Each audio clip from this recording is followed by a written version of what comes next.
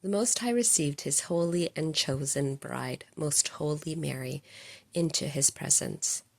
Although this happened not in an intuitive but in an abstractive vision of the divinity, it was accompanied with incomparable favors of light and purification proceeding from the Lord himself, such as were especially reserved for this day. For they were so divine that, in our way of speaking, God himself, who wrought them, was astonished and was charmed with the work of his hand. As if entranced with love, he spoke to her and said, "Return, return, O Sulamitess, that we may behold thee. My spouse, my most perfect and beloved dove, pleasing in my sight, turn and advance toward us, that we may behold thee and be charmed by thy beauty. I do not regret to have created man, and I delight in his formation, since thou hast been born of him. Let my celestial spirits see how justly I have desired and do desire to choose thee as my spouse and the queen of all the creatures. Let them see what good reason I have to rejoice in this, my bridal chamber, from whence my only begotten, next to that of my own bosom, shall derive the greatest glory. Let all understand that if I justly repudiated Eve, the first queen of the earth, on account of her disobedience, I now place thee and establish thee in the highest dignity, showing my magnificence and power in dealing with thy purest humility and self-abasement. This day was for the angels a day of jubilation and rejoicing, greater than any since their creation. And when the most blessed Trinity thus chose and appointed his spouse and mother of the Word for the Queen and Lady of the creatures, the holy angels and all the celestial court of spirits acknowledged and received her as their mistress and superior, and they sung sweet hymns of glory in her honor and in praise of her author. During these hidden and admirable mysteries, the heavenly Queen Mary was absorbed in the abyss of the divinity and in the light of his infinite perfections, and thereby the Lord prevented her from attending to all that happened. Thus the sacrament of her mothership of the only begotten still remained hidden to her until the proper time. Never did the Lord deal in such a manner with any nation, nor did he ever show himself so great and powerful in any creature as on this day in Most Holy Mary.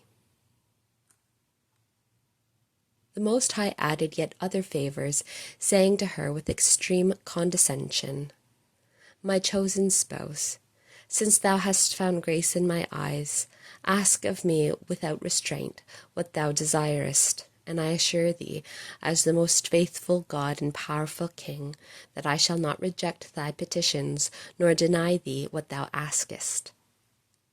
Our great princess humiliated herself profoundly, and relying on the promise and royal word of the Lord, and inspired with highest confidence, she answered, saying, "My Lord and highest God, if I have found grace in thy eyes, although I am dust and ashes, I will speak in thy divine presence and pour out to thee my heart."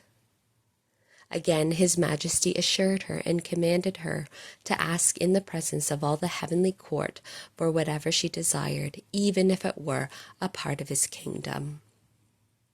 "I do not ask, O Lord, for a part of thy kingdom in my own behalf," answered Most Holy Mary, "but I ask for the whole of it for all the race of men who are my brothers. I beseech thee, highest and powerful King, that according to thy immense kindness thou send us thy only begotten, our Redeemer, in order that he may satisfy for the sins of all the world, that thy people may gain the freedom so much desired, and that, through the satisfaction thus rendered to thy justice, peace may be declared among men upon earth, and that the portals of heaven, closed by sin, may be thrown open for its inhabitants. Let all flesh see thy salvation. Let peace and justice give each other that close embrace and the kiss which David asked for. Let us mortals possess a teacher, a guide, and a savior, a chief who shall live and dwell with us. Let the day of thy promises dawn upon us, O my God. Let thy words be fulfilled, and let the Messiah, expected for so many ages, arrive. These are my anxious desires, and for this do I breathe forth my sighs, since thou showest to me the condescension of thy infinite clemency. The highest Lord, who wished to bind himself by her prayer, disposed and incited the petitions of his beloved spouse.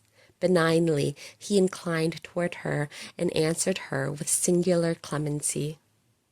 Pleasing to my will are thy requests, and acceptable are thy petitions. It shall be done as thou askest.